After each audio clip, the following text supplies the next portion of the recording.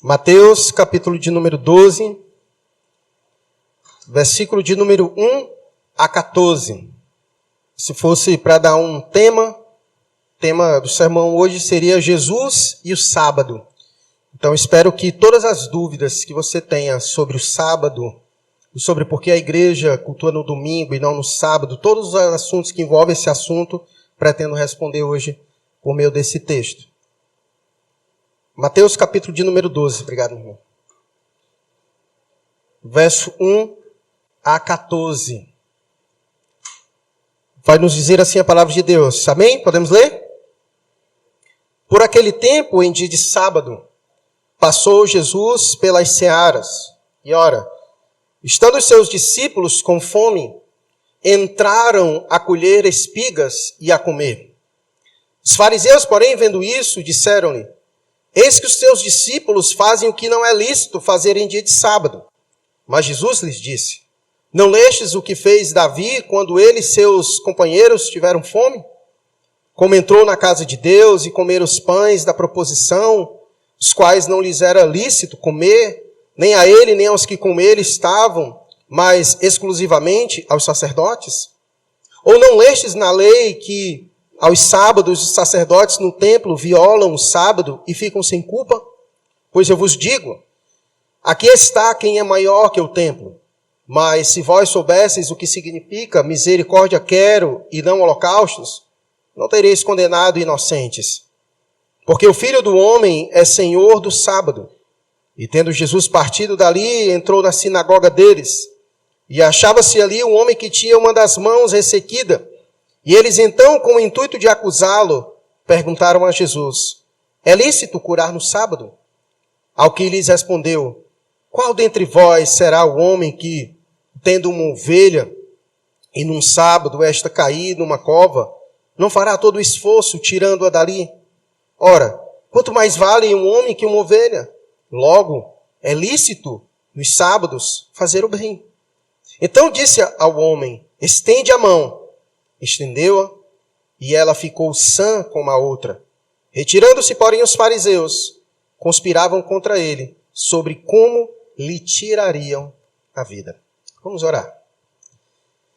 Deus querido, com muita satisfação que nós nos achegamos a Ti, mais uma vez em oração, porque entendemos que somos necessitados.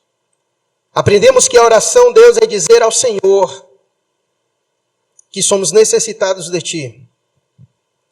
Pai, entendemos que precisamos da iluminação do Teu Espírito para compreender as verdades do Senhor. Embora elas sejam compreendidas em seu aspecto literário, por meio da nossa mente, mas sabemos, ó Deus, que as Escrituras também é um livro divino. Por isso, ó Deus, fala conosco. Instrui-nos, ó Deus, por meio dela, da Tua poderosa palavra. Que ela traga luz para o nosso caminho nesta noite. Abençoa, Deus, cada um dos meus irmãos. Ajude-os a lidarem, ó Deus, com cansaço físico, mental, de maneira que eles possam, ó Deus, estar compenetrados em ouvir atentamente a Tua voz. Nós oramos assim, ó Deus, pedindo essa bênção no nome de Jesus. Amém. Você vem acompanhando as pregações da exposição de Mateus, e eu acredito que você percebeu que o clima está pesado. Jesus apresentou o quão seria difícil para os seus discípulos cumprirem a missão que foi dada a ele e que ele compartilhou com seus discípulos. E Jesus fez questão de apresentar aos seus discípulos a dificuldade que isso seria. E nós vimos ao longo de toda a caminhada de Jesus, os líderes religiosos acompanhando Jesus o tempo inteiro, procurando alguma coisa para provocar Jesus, acusando, tecendo todo tipo de acusação a Jesus, inclusive dizendo que o que ele realizara pelo poder de Belzebu, do diabo.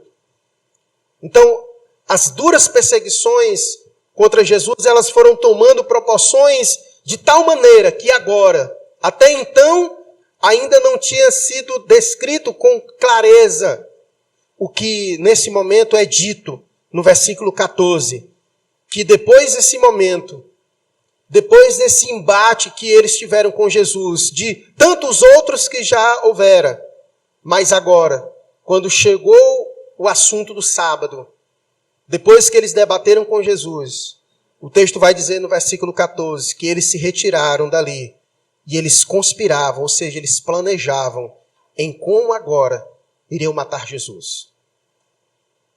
Teceram inúmeras acusações contra Jesus. Agora chegou o máximo.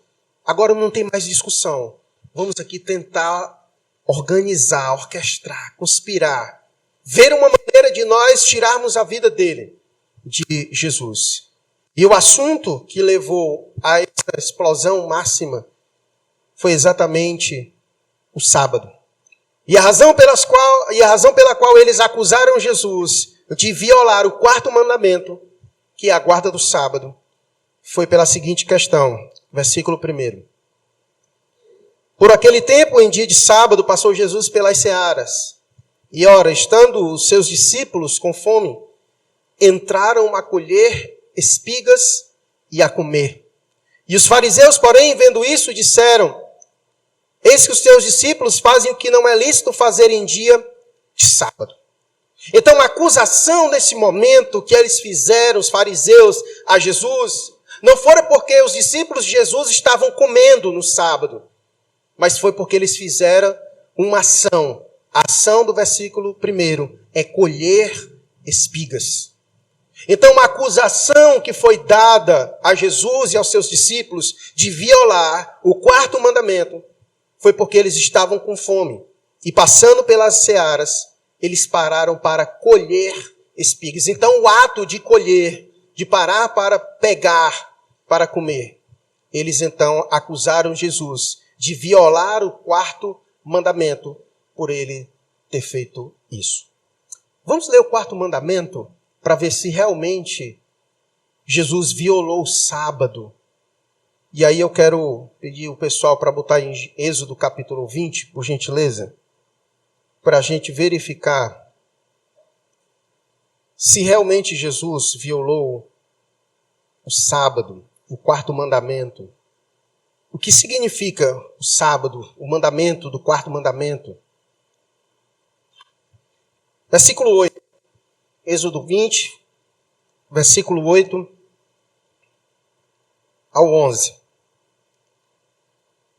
Vai dizer assim a palavra de Deus: lembra-te do dia de sábado para o santificar. 6 dias trabalharás e farás toda a tua obra. Mas o 7º dia é o sábado do Senhor, teu Deus. Não farás nenhum trabalho, nem tu, nem o teu filho, nem a tua filha, nem o teu servo, nem a tua serva, nem o teu animal, nem o forasteiro das tuas portas para dentro. Porque em 6 dias fez o Senhor os céus e a terra, o mar e tudo que neles há. E o 7º dia descansou. Por isso, o Senhor abençoou o dia de sábado e o santificou. Vamos entender qual é a implicação e qual é o ensino de Deus nos 10 mandamentos, ter dado o quarto mandamento para a guarda do sábado. Eu vou explicando e depois nós vamos chegar até o domingo para que você possa compreender toda essa dinâmica, mas em especial vamos responder logo a situação em que Jesus estava e que os fariseus acusaram Jesus de violar o quarto mandamento, que era o sábado. A razão pela qual o Senhor, Deus, deu o quarto mandamento para guardar o sábado, 3 razões. Inicialmente, agora eu vou responder 2 e vou deixar a última para o final. A primeira dela é o objetivo de dar uma ordem ao povo, estabelecer uma forma de organizar a sua vida. A mensagem é clara: 6 dias trabalharás e farás toda a tua obra.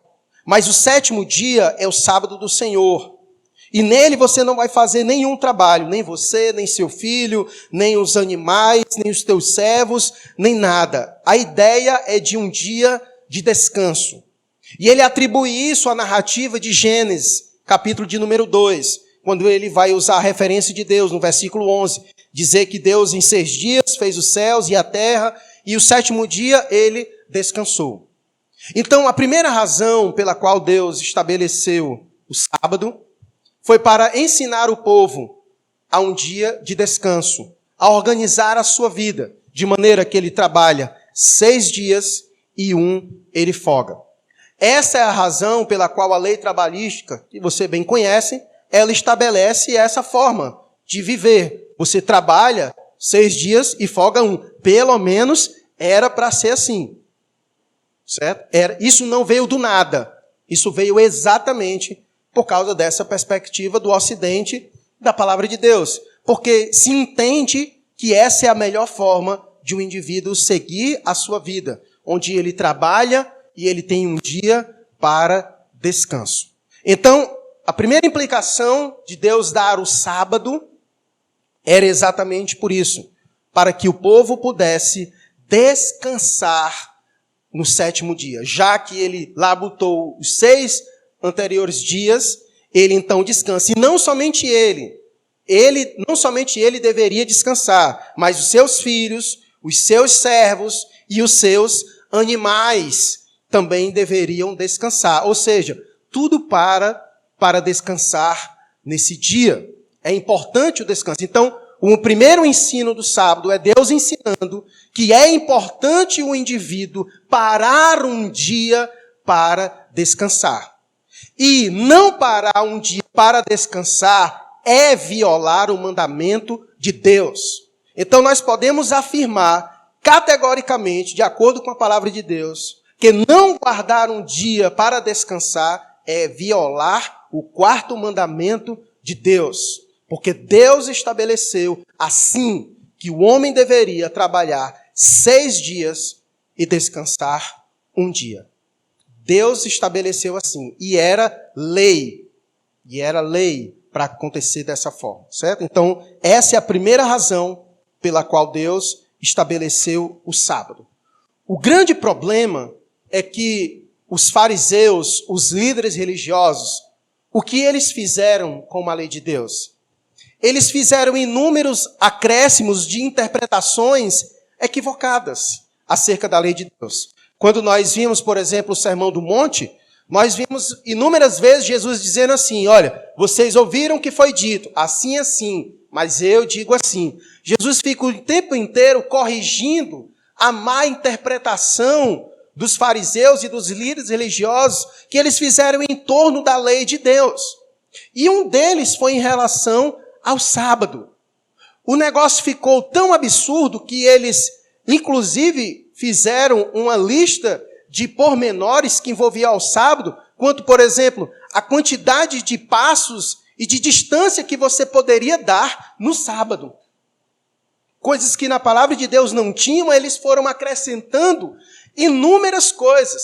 Por exemplo, você poderia ajudar, aqui no caso do texto que Jesus falou, do animal, de socorrer um animal, na lei deles, na interpretação deles, poderia ajudar, mas era só até certo ponto. Havia certos tipos de esforços que eles não poderiam fazer.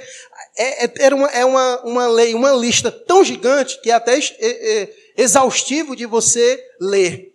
De tantos pormenores que eles acrescentaram ao sábado, na ordem que Deus disse para eles descansarem. Então, o que Jesus está fazendo aqui, na verdade, é apresentando o real significado do sábado. E a questão pela qual eles estavam criticando Jesus, e aqui a gente volta para o texto novamente, era porque Jesus havia parado e os seus discípulos para colher espigas para comer, porque eles estavam com fome. E eles acusaram Jesus de estar violando o sábado pelo fato deles terem parado para colher. Ou seja, aquele ato de fazer um esforço, a ideia deles é que isso é como se fosse um ato de trabalhar. Mas a perspectiva ali não era outra. Eles estavam necessitados e precisavam naquele momento se alimentar. Então ali não era uma quebra do mandamento. Na verdade, Jesus estava promovendo o bem para os seus discípulos, naquele momento que estavam com necessidade e precisavam, naquele momento, parar para colher a espiga e para comer. Então, o que Jesus vem ensinar para eles é o verdadeiro sentido do sábado. Trazer o verdadeiro sentido do sábado para eles. Por isso que Jesus apresenta depois a história do homem da mão ressequida e que eles apresentaram ele diante de Jesus no versículo 10 para saber se realmente Jesus iria curar aquele homem. Porque eles também consideravam ilícito fazer aquele tipo de ação, de curar aquele homem, de ajudar aquele homem, só porque era no dia de sábado. E por isso que Jesus, então, no versículo 12, ele vai concluir, dizendo no finalzinho do versículo 12, na parte B, ele vai dizer, logo é lícito nos sábados fazer o bem. Em nenhum momento Deus disse que não era lícito fazer o bem no dia de sábado. A ordem prioritária de Jesus em apresentar o sábado era estabelecer para o seu povo um normativo onde eles deveriam trabalhar 6 dias e no 7º dia descansar. Mas o fato de descansar no 7º dia não tira deles a responsabilidade de fazer o bem. Por isso ele vai dizer que se uma ovelha, no versículo 11, quando ele vai dizer, se uma ovelha cair numa cova, quem é que não vai ajudar a ovelha? Quanto mais um homem que está precisando de ajuda, vamos ajudá-lo naquele momento. É um dia de descanso do trabalho, não um dia de descansar, de fazer o bem. E por isso ele usa primeiro a ilustração de Davi, no versículo 3 e 4, quando ele diz, mas Jesus disse, não lestes o que fez Davi quando ele e seus companheiros tiveram fome? Semelhante ao que aconteceu com Jesus e seus discípulos. Como entrou na casa de Deus e comeram os pães da proposição, os quais não lhe era lícito comer, nem a ele, nem aos que com ele estavam, mas exclusivamente aos sacerdotes. Aquilo era alimento dos sacerdotes, mas Davi estava com fome. Ele entrou com os seus discípulos naquele lugar e comeram. Então, a proposta de Jesus apresentar é que em dia de sábado não é ilícito fazer o bem. Existem certas leis que Deus estabeleceu e que sempre que elas têm o objetivo de fazer o bem, a pessoa não vai estar transgredindo aquela lei. Por isso ele disse, logo é lícito nos sábados fazer o bem. E era isso que os fariseus não compreendiam. E eles acabaram que fazendo uma estrutura do sábado muito rígida e para além daquilo que Deus havia de fato estabelecido para o seu povo. Ora, o que diz as Escrituras acerca de fazer o bem? Veja comigo alguns textos. Veja Gálatas capítulo 6, verso 9 e 10. Coloca aí por gentileza.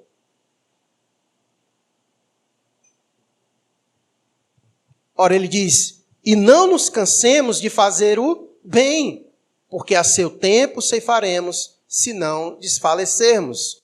Por isso, enquanto tivermos oportunidade, façamos o bem a todos, mas principalmente aos da família da fé. Então não descanse de fazer o bem. O bem devemos fazer sempre. Não há dia para descansar de fazer o bem. Há dia para descansar de trabalhar. Era isso que era a implicação do sábado. Era um dia para parar de trabalhar, para descansar, não de fazer o bem. Não de fazer o bem. Não poderia parar e nem cansar de fazer o bem. Olha o que Tiago vai dizer no capítulo 4, no versículo 17.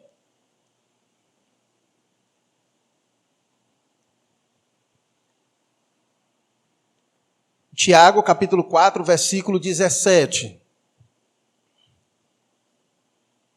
Ele vai dizer, portanto, aquele que sabe que deve fazer o bem e não faz, nisso está pecando. Então, se no sábado deveria se fazer o bem e eles não faziam porque se escondiam atrás do sábado, na verdade eles estavam pecando. Eles não estavam guardando o sábado coisa alguma, estavam pecando. Porque em nenhum momento Deus disse que eles não deveriam deixar de fazer o bem no sábado. No sábado, eles deveriam deixar de trabalhar.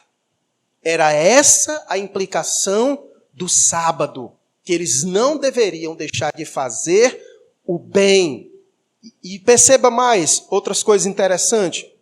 Olha o que ele vai dizer no versículo 5. Ele diz, primeiro ele usou a ilustração de Davi, e depois ele vai usar a ilustração do sacerdote no templo. Ele vai dizer, ou não lestes na lei que aos sábados os sacerdotes no templo violam o sábado e ficam sem culpa? Ora, se no sábado não era para fazer nada, então como respondia a ação dos sacerdotes? Porque no sábado os sacerdotes estavam no templo? Estavam. No sábado os sacerdotes faziam sacrifício? Faziam. No sábado os sacerdotes cuidavam do templo? Cuidavam. E então eles estavam transgredindo, eles estavam culpados, eles estavam violando o quarto mandamento? Aí Jesus vai dizer para eles, claro que não. Sabe por quê? Porque o templo é maior do que o sábado. O templo era maior do que o sábado. Por isso que os sacerdotes não violavam o quarto mandamento. Porque no sábado eles estavam prestando um serviço a Deus. Eles estavam prestando um serviço a Deus. Lembrando mais uma vez que o quarto mandamento, eles eram proibidos de trabalhar, mas não era proibido de adorar. Eles não eram proibidos de adorar, era proibido de trabalhar. O templo era maior do que o sábado. Por isso, olha o que Jesus vai dizer no versículo 6. Aqui está quem é maior do que o templo. Se o templo é maior do que o sábado, olha agora para mim, que sou maior do que o templo. Se o sacerdote não era culpado porque servia ao Senhor no sábado, imagine eu que sou maior do que o templo. Era isso que ele queria que eles entendessem. Vocês não entenderam quem eu sou. Por isso ele diz no versículo 8, eu não só sou maior do que o templo, mas olha o que ele diz no versículo 8, o Filho do Homem é Senhor do sábado. Se os sacerdotes não têm culpa porque eles trabalham no sábado, servem ao Senhor, e o templo é maior do que o sábado, eu sou maior do que o templo e do que o sábado. Eu sou maior do que o templo e sou o Senhor do sábado. Por isso que os seus discípulos, eles não eram culpados por estar violando o sábado, coisa nenhuma. E aqui uma coisa que nós precisamos entender sobre o sábado, da boca de Jesus, Marcos 2, 27, coloca aí, Marcos 2, 27.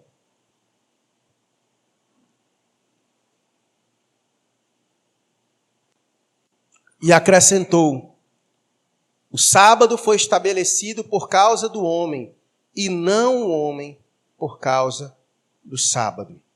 Isso faz toda a diferença. O sábado foi feito para o nosso benefício, não o contrário. Não o contrário, ok? Então, a primeira coisa que você precisa entender é isso. É que o sábado foi colocado, o quarto mandamento foi colocado dessa maneira, para estabelecer uma ordem normativa da vida do povo, onde 6 dias eles trabalham e eles descansam do seu trabalho. Mas o descansar do seu trabalho não significa dizer que eles não devem fazer o bem. E aqui uma coisa importante. A priori, o sábado, ele não foi dado como um meio de adoração. O sábado não foi estabelecido para que o povo pudesse ir ao templo adorar ao Senhor. É importante dizer, o sábado foi dado para que o povo descansasse do trabalho. É óbvio que cria todo um ambiente propício para adoração. Mas o sábado, inicialmente, ele é dado para o descanso do trabalho. E isso ele remete, como nós vimos do texto, em Êxodo, ele remete à ideia da criação. Porque Deus criou, trabalhou 6 dias e ele descansou no último. Então, tomando essa base da ação de Deus criacional, então o homem segue esse modelo. Então o sábado ele tinha essa implicação de dar o homem, ensinar o homem sobre o descanso do seu trabalho, sobre a importância disso, e a gente vai falar mais um pouquinho dele lá na frente. E a segunda era para lembrar o povo. Então, ao guardar o sábado, eles lembravam também de que Deus é o Criador. De que Deus é o Criador. Porque o sábado foi estabelecido com a prerrogativa de que Deus, em 6 dias, criou todas as coisas e no sábado ele descansou. Então, inicialmente, o sábado ensinava isso 2 coisas para o povo de Deus. Primeiro, que eles deveriam tirar um dia para descansar. Segundo, lembrar a eles que Deus é o Criador. Porque a essência de ter um dia para descansar é o relato da criação. De que Deus criou as coisas em 6 dias e descansou no último dia. Então, essa é a implicação, certo? E, portanto, nesse presente momento, a acusação que eles fizeram, voltando para o nosso texto, ela não era lícito. A forma com que eles acusaram Jesus não estava correto. Eles acusaram Jesus de violar o sábado pelo fato deles terem, naquele momento, colhido espigas para comer. Então, Jesus aqui vai explicar a eles quem ele é e, de fato, a implicação correta sobre o sábado. Jesus é maior do que o templo. Ele é maior do que o próprio sábado. Porque, como nós vimos, o sábado foi para o homem e não o contrário. Ok? Mas talvez, ainda, aqui, obviamente, a parte inicial, ainda sempre aquela dúvida de como nós, então, devemos lidar com o sábado. O sábado é o 4º mandamento.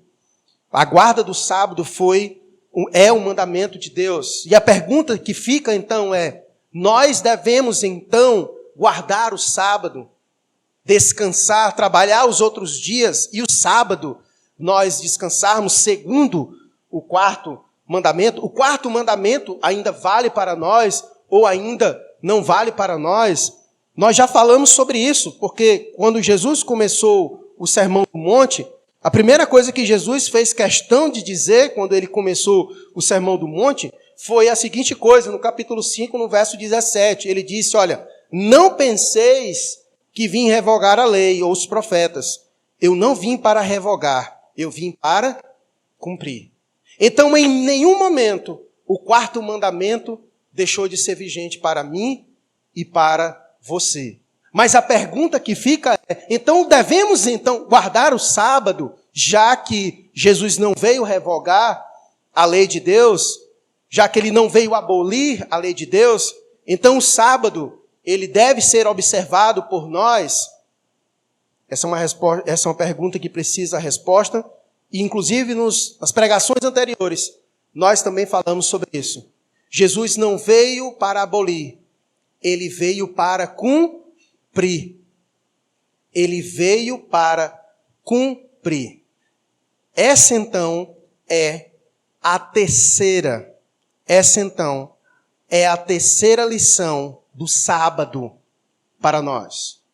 O sábado foi dado não somente para uma observação física, mas também o sábado foi dado com uma perspectiva espiritual, escatológica.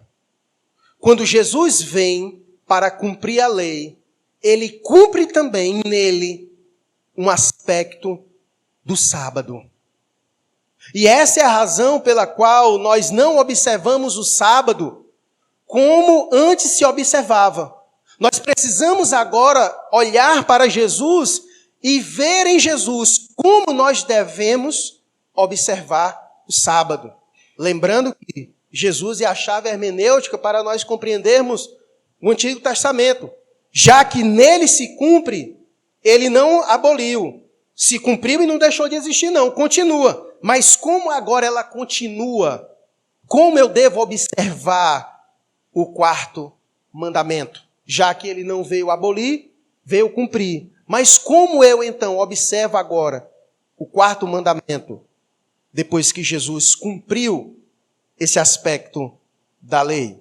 E aqui eu quero apresentar para os irmãos alguns pequenos textos, só para a gente poder compreender, e vou responder de imediato, e o porquê que nós não observamos o sábado especificamente. Veja o texto de Colossenses, a gente vai ver na nossa escola bíblica, mas eu quero rapidamente ver ele com você. Colossenses capítulo 2, verso 16 e 17. Colossenses capítulo 2, verso 16 e 17. Olha o que o apóstolo Paulo vai dizer. Ele vai dizer aqui na tela: ninguém, pois, vos julgue por causa de comida e bebida, ou dia de festas, ou lua nova, ou sábados, porque tudo isso tem sido sombra das coisas que haviam de vir, porém o corpo é de Cristo. Há um aspecto da lei que a gente chama de sombra. A lei, ela tinha um objetivo. A lei apontava para quem? A lei apontava para quem? Cristo. Nele ela se cumpre. Então, é como se você sabe a sombra. Quando você às vezes está em um lugar que você não consegue visualizar a pessoa, e ela vem vindo. Antes dela chegar, você vê primeiro a sombra dela. E você fica olhando para a sombra dela que está chegando. Isso era a lei, a sombra do que estava por vir. E quem estava vindo? Cristo, porque a sombra, a lei era a sombra de Cristo, apontava para ele. Ele chegou. Então, se ele chegou, eu não olho mais para a sombra, porque agora ele já está aqui. Não tem mais necessidade de eu olhar para a sombra. Agora eu olho para ele, porque a sombra era dele. Porque a lei era a sombra do que estava por vir. Cristo veio, cumpre a lei. Então eu não tenho mais necessidade de olhar para a lei, agora para a sombra. Agora eu olho para ele. Ele é o cumprimento dela. E ele então vai me dizer como eu devo olhar para trás. Entender todas as outras coisas lá atrás. Veja mais um texto de Hebreus capítulo 10. Hebreus 10, 1.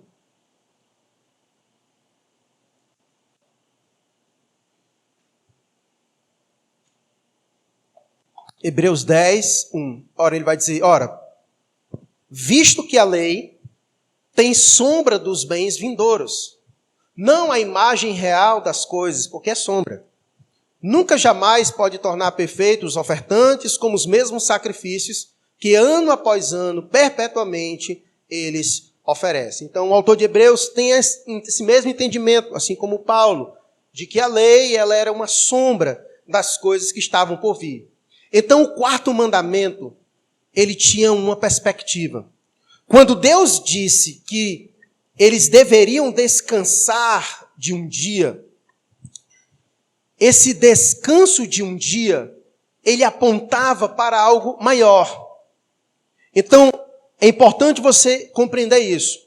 Então, quando Deus dá o quarto mandamento, e aqui é onde eu quero que você entenda bem essa dinâmica.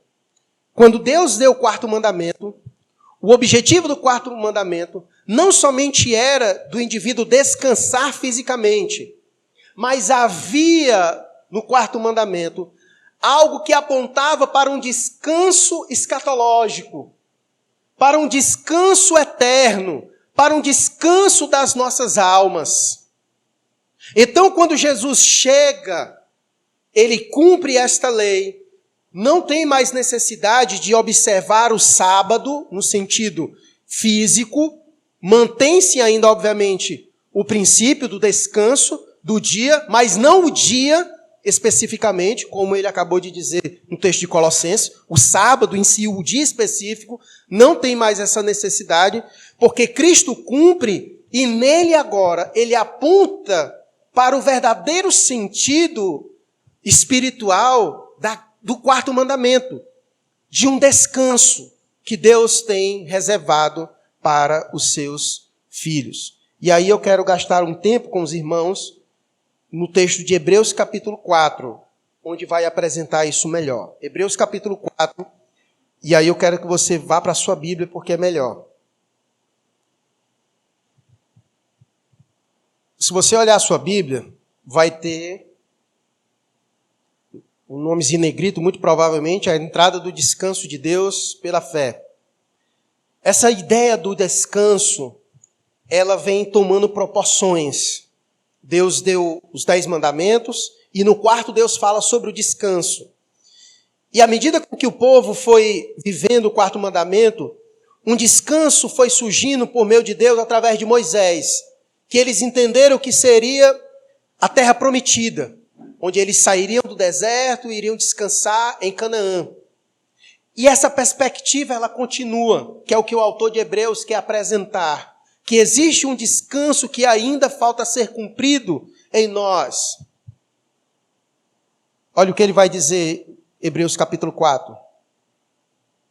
Temamos, portanto, que, sendo-nos deixada a promessa de entrar no descanso de Deus, suceda parecer que algum de vós tenha falhado. Porque também a nós foram anunciadas as boas novas, como se deu com eles. Mas a palavra que ouviram não lhes aproveitou, visto não ter sido acompanhada pela fé naqueles que a ouviram.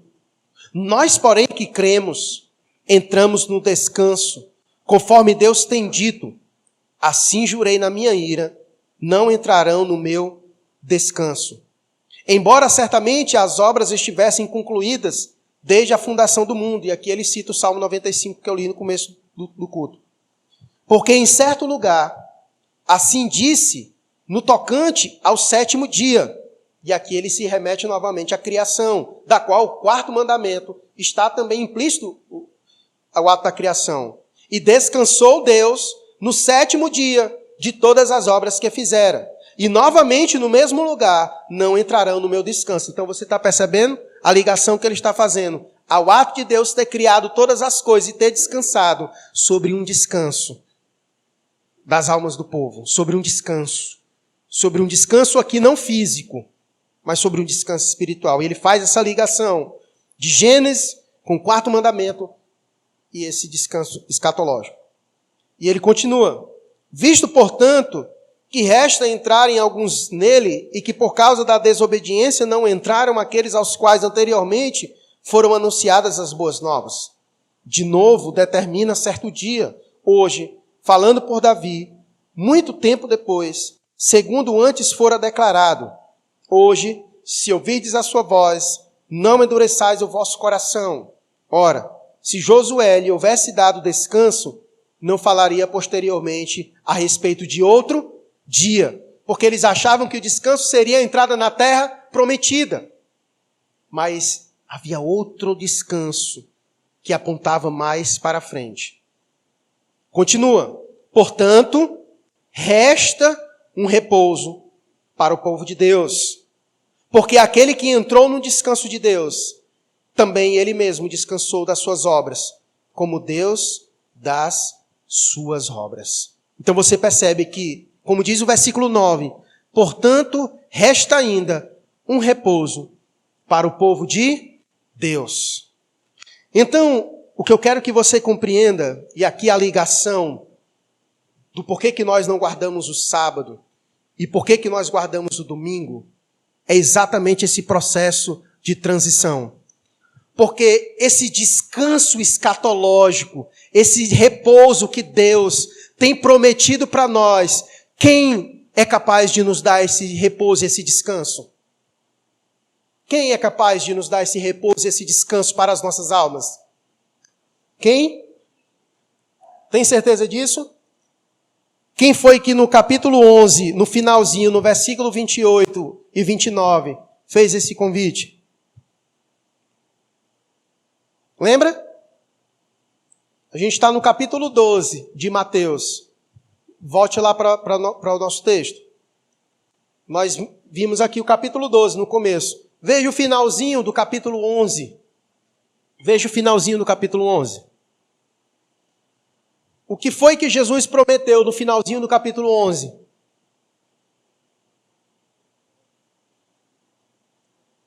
O que ele prometeu no finalzinho do versículo 29? O que foi que ele prometeu? Você entendeu por que no capítulo 12 está falando de sábado? Você entendeu a ligação? Agora, o porquê que no capítulo 12 ele está falando de sábado? Porque o sábado aponta para o descanso escatológico. E só Cristo pode dar. E sabe quando foi que ele disse que pode dar? Quando ele ressuscitou no dia de domingo. Foi exatamente porque Cristo ressuscitou num dia de domingo é que ele disse: eu darei descanso para vossas almas. Porque ele venceu a morte e nos garantiu a vida eterna. Ele é o cumprimento escatológico do descanso de Deus, apresentado no quarto mandamento. É essa a razão pela qual a igreja, ela separa o domingo. Porque o sábado apontava para Cristo. E Cristo, então, cumpre esta lei. E ele aponta agora para o descanso escatológico nele, que só ele pode dar. E a igreja, então, entendeu isso. Ela entendeu que o descanso nosso se refere a Cristo. E Cristo cumpriu isso, ressuscitando ao terceiro dia, num dia de domingo. Num dia de domingo. Essa é a razão pela qual a igreja, desde então, ela, no dia de domingo, separa o dia de domingo e chama o domingo de dia do Senhor. Você vai ver inúmeros textos onde os irmãos do Novo Testamento chamam o domingo de dia do Senhor. Quer ver uma prova disso? Veja Apocalipse 1:10. Olha o que João disse. Achei-me em espírito no dia do Senhor. E esse dia aqui do Senhor é o domingo. Se você olhar o livro de Atos, toda a narrativa do livro de Atos, o domingo é o dia do Senhor. E por isso que a igreja observa o domingo, o dia do Senhor. Porque Cristo cumpriu o sábado, o quarto mandamento que apontava para ele. Então nós observamos o quarto mandamento como? Olhando para Jesus, para o descanso escatológico. Então, quando a igreja se reúne no domingo, ela está exatamente dizendo isso, que na pessoa de Jesus nós encontramos descanso para as nossas almas. O domingo é o dia em que Jesus ressuscitou e garantiu para nós o descanso escatológico, o cumprimento do quarto mandamento. Então nós cumprimos o quarto mandamento de que maneira? Guardando o domingo. Porque o domingo é chamado de o dia do Senhor. O dia do Senhor. Nós estamos hoje aqui celebrando a ceia. A ceia nos faz lembrar da morte de Jesus Cristo, do que ele fez por nós. Mas se Jesus tivesse morrido e não tivesse ressuscitado, nós teríamos alguma garantia? A morte de Cristo só tem resultado para mim e para você, porque ele ressuscitou num dia de domingo. Porque ele venceu a morte. Senão não faria sentido nós celebrarmos um morto. Nós não estamos celebrando um morto aqui hoje. Nós estamos celebrando alguém que morreu e que ressuscitou e que vivo está. E não somente isso, mas de que voltará para nos dar o descanso das nossas almas. É por isso que nós guardamos o domingo. E aqui vai as aplicações finais para as nossas reflexões. O princípio permanece o mesmo, da ideia de trabalhar 6 dias, de guardar um dia. O quarto mandamento está ali. Ele tem várias implicações, e uma delas é essa. Deus estabeleceu isso para o seu povo, trabalhar 6 dias e descansar 1. Não viver essa perspectiva é pecar contra Deus, é quebrar o quarto mandamento. Nem eu e nem você temos a prerrogativa de quebrar o quarto mandamento de Deus. Ah, pastor, mas as coisas estão difíceis, então trabalha 24 horas para ver se você aguenta. Você não vai aguentar. Se Deus estabeleceu assim, é porque Ele entende melhor do que você e de mim. Ele entende melhor do que nós sobre a estrutura do nosso corpo, da nossa capacidade. E por isso Ele estabeleceu isso para ser dessa forma. Trabalhar 6 dias e descansar 1 dia. E esse é um princípio que não foi abolido. É o quarto mandamento. E essa é uma das perspectivas que nós observamos o quarto mandamento. É assim que observamos o quarto mandamento. Aplicando esse princípio em nossa vida. Precisamos organizar nossa vida dessa maneira. De trabalhar 6 dias. De ter um dia para descansar. Para descansar. Se você não tem feito isso, minha orientação é organize sua vida. Caso contrário, você estará pecando contra Deus por não observar a implicação e o princípio de se trabalhar 6 dias e de se guardar um dia para o descanso. Ok? Essa é a primeira aplicação sobre a guarda do sábado. E a segunda é essa que nós precisamos internalizar bem sobre a razão pela qual nós observamos o domingo. Porque o domingo é o dia do Senhor, o dia que Cristo ressuscitou. Então nós observamos o descanso escatológico, espiritual de Deus, observando o quarto mandamento, que aponta para o domingo, o dia que ele ressuscitou. Por isso que o texto de Colossenses, o texto de Hebreus, vai dizer que não devemos mais guardar o sábado, porque Cristo cumpre a lei de Deus. E nós observamos ela agora mediante a vida de Jesus Cristo, que ressuscita no domingo e que promete e guarda para nós o descanso escatológico das nossas almas. Então, nesse dia, é um dia propício para nós nos reunirmos, para nós buscarmos ao Senhor, o dia do Senhor. Assim como os fariseus eram extremistas de pegar o sábado e criar inúmeras coisas que sufocavam a verdadeira perspectiva do sábado, nós não podemos pecar também pelo desleixo, pela falta de desleixo em observar o dia do Senhor.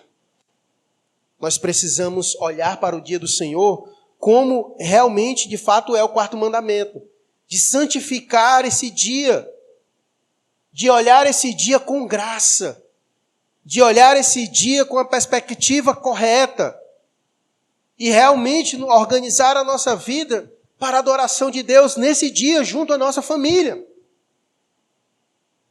Nós precisamos nos organizar assim, porque são esses os princípios da palavra de Deus para a nossa vida. Se nós não fizermos isso, nossa vida será sucumbida, porque nós vivemos em um mundo que, se possível for, tomará toda a nossa vida. Tomará toda a nossa vida. E por isso Deus estabeleceu isso para a melhor vida do seu povo. Trabalha 6 dias, folga 1, separa o dia do Senhor. Olha isso, santifica esse dia para ti, para a tua família, para buscar o Senhor. Como tem sido ao longo de toda a história da igreja. O domingo é um dia especial para nós. É o dia que Cristo ressuscitou.